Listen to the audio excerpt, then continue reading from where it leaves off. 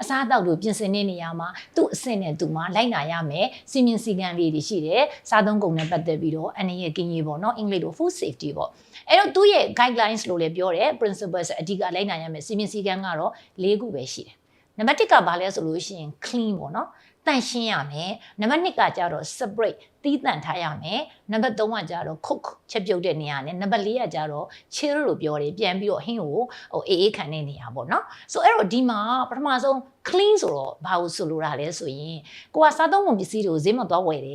်သွားဝယ်တဲ့နေရာမှာကိုသွားမဲ့ဈေးဝယ်ထက်မဲ့လက်ဆွဲခြင်းပဲဖြစ်ဖြစ်ဈေးဝယ်တဲ့အိတ်ပဲဖြစ်ဖြစ်တန့်ရှင်းနေဖို့အရေးကြီးတယ်နံပါတ်1ကပြီးဈေးကိုရောက်သွားတဲ့အချိန်မှာကိုဝယ်မဲ့ပစ္စည်းကိုရောင်းနေသူကငါးဝယ်မယ်ဆိုရင်လေငါးရောင်းနေတဲ့ငါးတဲ့ဒီတန့်နဲ့လက်ဆက်စင်ကြီးတုံးကလည်းတန့်နေရမယ်သူ့ရဲ့ငါးကလက်ဆက်နေရမယ်သူ့သုံးနဲ့လက်ဆေးရည်ကတန့်နေရမယ်ဒီလိုမျိုး clean ဖြစ်နေရမယ်နောက်တစ်ခုကဟင်းသီးဟင်းရွက်တွေဝယ်မယ်ဆိုရင်လည်းထိုနည်းတူစွာပဲဟင်းသီးဟင်းရွက်တွေကလက်ဆက်ဖြစ်နေရမယ်ဥမာစင်လေးပေါ်မှာတင်ရောင်းတာဖြစ်ရမယ်လူတွေလမ်းလျှောက်သွားနေတယ်မြေကြီးပေါ်မှာရောင်းတာမျိုးကြီးမဖြစ်ရဘူးဘာလို့ဆိုလမ်းလျှောက်သွားရင်ဒီဖုံတွေဖနက်ဆိုင်အကုန်လုံးကအသီးအရွက်တွေထဲမှာရောက်ကုန်မယ်ပေါ့နော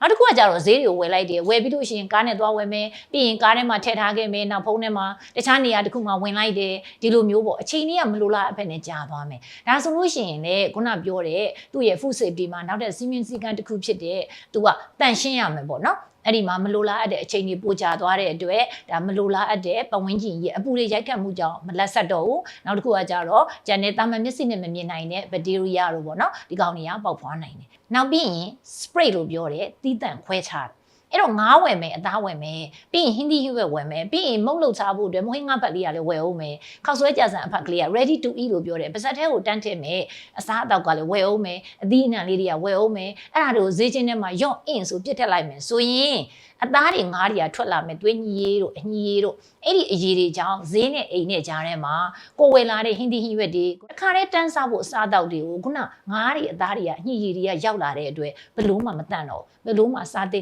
ရာမဟုတ်တော့ဒါကြောင့်မလို့ဒါ clean ဆိုတဲ့တန့်ရှင်းတဲ့အောက်မှာပဲတွဲပြီးတော့ separate လို့ပြောတယ်တီးတန့်အိတ်နဲ့အသားတွေငါးတွေကတီးတန့်ငါးဆိုတီးတန့်အိတ်နဲ့အသားဆိုတီးတန့်အိတ်နဲ့ဟင်းသီးဟင်းရွက်တွေကတီးတန့်ပြီးရင်တစ်ခါတည်းတန့်စားမယ်အစားအသောက်တွေခောက်ဆွဲတို့ကြာစံတို့မဟင်းငါးတို့ပေါ့နော်ဂျန်နဲ့မုတ်ပဲတည်ရစအကုန်လုံးကတီးတန့်ဆိုပြီးတော့ separate လို့ပြောတယ်စီမင်းစီကံအောက်မှာဈေးဝယ်စဉ်ကာလမှာတွေကလောက်ရတယ်ကဈေးဝယ်ပြီးအိမ်ပြန်လာပါပြီအိမ်ပြန်ရောက်တော့မိဖို့ကြောင့်ဒီမှာရော့အင်းဆိုပြစ်ချလိုက်မယ်ဆိုရင်အဲ့ဒါကနောက်ထပ်တစ်ခုပေါ့နော်အဲ့တော့မိဖို့ကြောင့်လည်းရောက်ပြီးချက်ပြုတ်ပြင်ဆင်မယ်ဆိုရင်ကိုယ့်ရဲ့စစ်နီတုံတင်လှီးဖို့အတွက်အသားတွေခုံမယ်ငါးတွေခုံမယ်ဟင်းသီးရွက်တွေခုံမယ်ကြက်သွန်ကြီးကြက်သွန်မြူချင်းစပလင်အစရှိတဲ့ပြည့်စစ်နီတုံလိုမယ်ဓားလိုမယ်အဲ့ဒီစစ်နီတုံတွေဓားတွေကတေချာ clean ဆိုတဲ့အောက်မှာရေကိုတေချာစင်ကြယ်အောင်ဆေးထားရမယ်ရေနဲ့တွေမဟုတ်ဘူးဆက်ပြနဲ့ပါဆေးထားရမယ်ဒါမှပုံမှန်ရောဂါမကတ်တော့ဘူးအဲ့လိုပြီးသွားပြီဆိုရင်လည်းအသားငါးတွေကိုခုံမယ်စစ်နီတုံနဲ့ဟင်းသီးရွက်အသီးတွေကိုလှီးမယ်စစ်နီတုံကခွဲပြီးတော့သုံးရတယ်တာမန်မျက်စိနဲ့မမြင်နိုင်တဲ့ခုနဘက်တီးရီးယားတွေ virus တွေ fungus လို့ပြောတဲ့မှုတွေ parasite လို့ပြောတဲ့ကပ်ပါကောင်တွေအလုံးကဒီအခန်း temperature အခန်းအပူချိန်ကြီးအပြင်မှာမှန်းနဲ့ချီပြီးတော့ထိုင်ဆောင်နေကြတာအဲ့တော့ကိုကဒါတွေကိုပစ္စလက်ကဒီစနီတုံတစ်ခုကိုပဲအသားတွေငါးတွေလှီးလိုက်ပြီးရင်ဟင်းသီးဟင်းရွက်တင်ခုတ်လိုက်ပြီးလို့ရှိရင်ခုစားမဲ့ကစုံပြုတ်ကိုတင်လှီးလိုက်ဒါဆိုလို့ရှိရင်သူ့ရဲ့မလိုလားအပ်တဲ့ခုန micro organism လို့ပြောတဲ့အဲ့ဒီဘက်တီးရီးယားတွေကတခါတည်းကူးကုန်တယ်ဒီစနီတုံကနေပဲတစ်စိမ့်ဒါကြောင့်မို့လို့စစ်နီတုံးကအစားတီးတန့်စစ်နီတုံးဓာတ်အစားတေချာရေးစေးတတုံးနဲ့ပဲရှိတယ်ဆိုရင်စစ်နီတုံးကိုဟိုဘက်ဒီဘက်ကိုလက်သက်ညီလေးနဲ့မှတ်ထားပေါ့ဒီဘက်ကအသားလှီးတဲ့ဘက်ဟိုဘက်ကဟင်းသီးဟင်းရွက်လှီးတဲ့ဘက်အဲ့တော့အစားအသောက်တွေအိမ်ရောက်တဲ့အချိန်မှာဒါကြောင့်ဒါတွေကိုရေးစေးတယ်တခုကဲ clean ဆိုတဲ့အောက်မှာတန့်ရှင်းအောင်ရေးစေးမယ်ဆိုရင်နံပါတ်1ကစေးတဲ့ရေကတန့်တဲ့ရေဖြစ်ရမယ်မတန့်တဲ့ရေနဲ့စေးရင်ဘယ်လောက်စေးစေးဟင်းသီးဟင်းရွက်ကအကောင်းစားဝယ်လာပြီးတော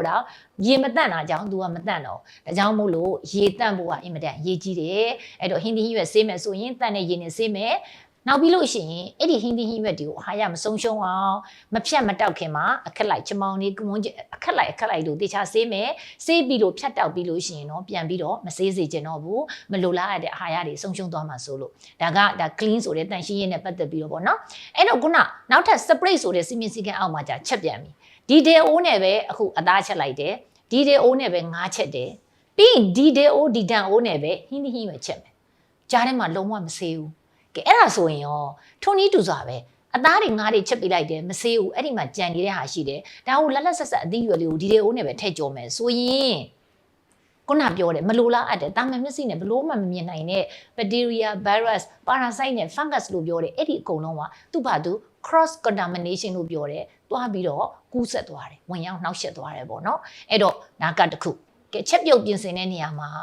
အရေးကြီးတဲ့ food safety စီမင်းစည်းကမ်းတစ်ခုကကြတော့ချက်ပြုတ်တဲ့အပူချိန်ကိုခေါ်တယ်ခုနချက်တဲ့နေရာမှာအသားဆိုရင်ဥပမာဝက်သားဆိုပါစို့ဝက်သားနဲ့လှုပ်ထားတဲ့အစာတွေပေါ့နော်ဒါတွေကိုချက်မယ်ဆိုလို့ရှိရင်သူ့ကိုလိုက်နာရမယ် temperature 63 degree Celsius မှာပေါ့နော်15စက္ကန့်လေးကိုထိအောင်ချက်ပြီးတော့မှကျန်တာကကိုလိုချင်တဲ့အနေထား10မိနစ်ဆက်ချက်မှလား1နာရီဆက်ချက်မှလားဟင်းကိုတော့1နာရီလောက်ကြီးတည်ထားပြီးတော့ခုန temperature အထိ15စက္ကန့်တော့မထိလိုက်ပါဘူးဆိုရင်အဲ့ဒီဝက်သားထဲမှာရှိတဲ့ tinea solium လို့ပြောတယ် parasite ကလူရဲ့အစာရမှတဆင့်မစင်ရမှတဆင့်မြေကြီးရမှတဆင့်ဘယ်တော့မှအသက်မသေးဘဲနဲ့စက်တိုက်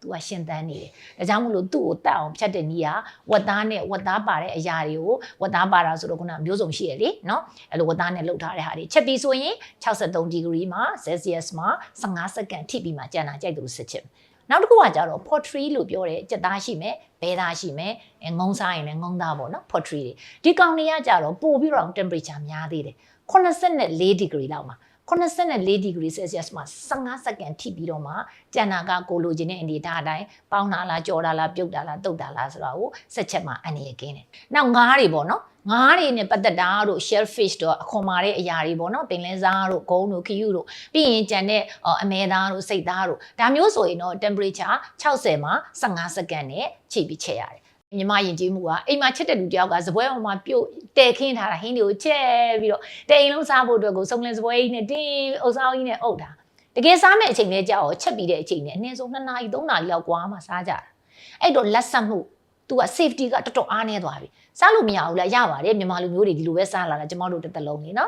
်ဒါပေမဲ့ဘာဖြစ်သွားလဲစစ်အနေရကင်းတာကြတော့တိတ်ပြီးမကင်းတော့ဘူးစီမင်းစည်းကမ်းအရာအဲ့တော့ကိုယ့်ရဲ့အာဟာရရမှုတွေကလည်းတိတ်ပြီးတော့အပြည့်အဝမရတော့ဘူးပေါ့နော်အဲ့လိုမျိုးရှိတယ်ဒါကြောင့်မို့လို့အေးခံတဲ့နေရာတော့မှကိုကညနေစားအတွက်ကြိုချက်ထားတယ်မနေ့ပြန်အတွက်ကြိုချက်ထားတယ်ဆိုရင်အခန်းအပူချိန်မှာခုနလို2နာရီပြစ်စလက်ခတ်မထားသင့်ဘူးပေါ့နော်ကိုကအခုနောက်နေ့အတွက်သိမ့်မယ်ဆိုရင်ဘူးလေးခွက်လေးနဲ့ထည့်ပြီးတော့ရေခဲတိတာထဲမှာထည့်သိမ့်မယ်ဒါမျိုးသိမ့်ရတယ်အဲ့လိုသိမ့်တဲ့နေရာမှာလေခုနနောက်နေ့ကျရင်ပြန်နှွေးစားမှာဥမာချင်းဟင်းလိုဟာမျိုးဟင်းညိုလိုဟာမျိုးသိမ့်နေဆိုလို့ရှိရင်လည်းခွက်ကိုဇောက်တိမ်လေးနဲ့ပေါ့နော်တိမ်လေးနဲ့ထည့်သိမ့်တော့မှနောက်နေ့ပြန်နှွေးတဲ့အခါကျတော့မြန်ပြန်ပြီးတော့ပူအောင်ပေါ့နော်နှွေးတဲ့ဟာတစ်ခုနောက်တစ်ခုက food safety ရဲ့စီမင်းစည်းကမ်းအောက်မှာနောက်တစ်ခုရှိသေးတယ်လူတွေကို allergy ဖြစ်စေတဲ့အစာအသောက်တွေစုစုပေါင်းအရင်တော့10မျိုးရှိတယ် United States မှာအခုဒီနေ့2024 March လကနေပြီးတော့နှမ်းလို့ပြောတဲ့ sesame ကိုထည့်တော့9မျိုးဖြစ်သွားတယ်အဲ့တော့မြေပဲတို့ဂျုံတို့အခုဆိုရင်နှမ်းပေါ့နော်ပြီးရင်နှုတ်ထွက်ပစ္စည်းပြီးလို့ရှိရင် shellfish အခွန်မာတဲ့ဟာတွေပြီးရင် tree nutsခုနအစိတ်အဆန်လေးအပင်ကြီးရတဲ့ဟာတွေပြီးလို့ရှိရင် eggs ပေါ့နော်ကြက်ဥပေါ့နော်ပြီးလို့ရှိရင် swine product လို့ပြောတယ်ပဲပုတ်ကထုတ်တယ်အဲ့ဒီဟာတွေ10မျိုးက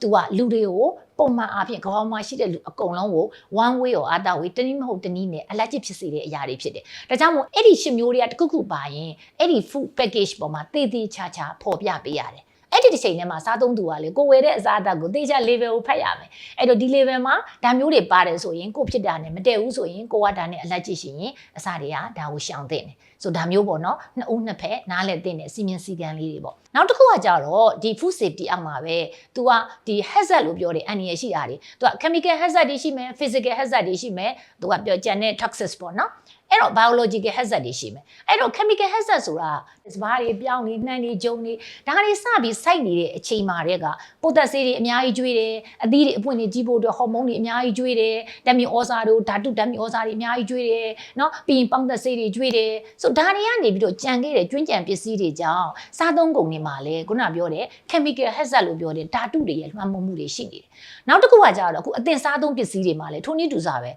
ဲအာဟာရမဟုတ်ဘဲနဲ့ခုနချိုချင်းငန်ဆက်တွေကိုဖန်တီးထားတဲ့ဝါစိမ့်မိပြအယောင်လေးဖန်တီးထားတယ်ဒါတွေဆိုရင်လည်း food safety အောက်မှာဆိုရင်ဒါကဓာတု chemical hazard တွေပဲလေနောက်တစ်ခုကကြတော့ခုနပြောတဲ့ physical hazard ကကြတော့ဥပမာကျမတို့စပားတွေကိုတန်လိုင်းတွေမှာလှမ်းတယ်အဲ့စပားတွေကိုစံကြိတ်လိုက်တော့ဘာတွေပါလဲဆိုတော့ကြောက်ခဲပါလာမယ်ဂဲလုံးတွေပါလာမယ်ပြီးရင်အစားအသောက်ပြင်ဆင်တဲ့လူကလက်အိတ်နဲ့လုပ်တဲ့အတွက်လက်အိတ်ကပြတ်ပြီး plastic စတွေပါလာတယ်ခေါင်းမှာအုပ်မထားတဲ့အတွက်ခေါင်းကစပင်းပြီးကျွတ်ပြီးပါလာတယ်physical hazard လို့ခေါ်တာပေါ့နော်ဆိုဒါတွေအားလုံးကလည်း food safety ဆိုတဲ့စီမင်းစည်းကမ်းအောက်မှာပါတဲ့အတွက်ကိုစားဖို့ပဲပြင်းပြင်းကိုမိသားစုစားဖို့အတွက်ပဲပြင်းပြင်းအဖွဲအစည်းတွေစားဖို့ပဲပြင်းပြင်းစီးပွားရေးလုပ်ငန်းဖြစ်ထုတ်ရောင်းတဲ့သူပဲဖြစ်ဖြစ် အဲ့ food safety ဆိုတာကကြတော့ထိတ်ဆုံးမှာအရေးကြီးတဲ့နေရာကနေပါနေတဲ့အတွက်ဒီနေ့မြန်မာပြည်နဲ့အတူကမ္ဘာမှာရှိတဲ့အစားအသောက်ထုတ်ကုန်လုပ်ငန်းတွေမှာ food safety အတွက် HACCP တို့နော် good manufacturing practices တို့ဒီအောက်မှာဒီစီမင်းစည်းကမ်းတို့မဖြစ်မနေလိုက်နာပါလက်ဆေးတာလေးကပေါ့ပေါ့လေးဆိုပေမဲ့အင်မတန်မှအရေးကြီးတဲ့လက်ဆေးပုံစေးနည်းနော်စားတော့ပြင်ဆင်တဲ့လူစားတဲ့လူနဲ့ပစ္စည်းသိမ်းတဲ့လူဒီပစ္စည်းကိုတယောက်နဲ့တယောက်လက်ဆင့်ကမ်းရအောင်မှာစားလက်မတန့်ရင်အဲ့ဒီမှာယောဂကကူးသွားတယ်ဒါကြောင့်မို့လို့ food safety နဲ့ personal hygiene ကိုပြောတယ်ဒီလိုအကောင်းမွန်တဲ့အလေ့အကျင့်ကောင်းလေးတွေကတူးချင်းတယောက်ချင်းရလဲလိုက်နာတဲ့နဲ့အဖွဲ့အစည်းအနေနဲ့လဲလိုက်နာတဲ့နဲ့အကုန်လုံးကfood safety လို့ပြောတဲ့အစားအသောက်အန္တရာယ်ကင်းကြီးရဲ့စီမင်းစည်းကမ်းလမ်းညွှန်ချက်ကလေးတို့တစ်ချက်ချင်းလိုက်နာပြီးတော့စနစ်တကျစားမယ်ဆိုရင်အန္တရာယ်လေးကင်းတဲ့အာဟာရလည်းဖြစ်တယ်ပေါ့နော်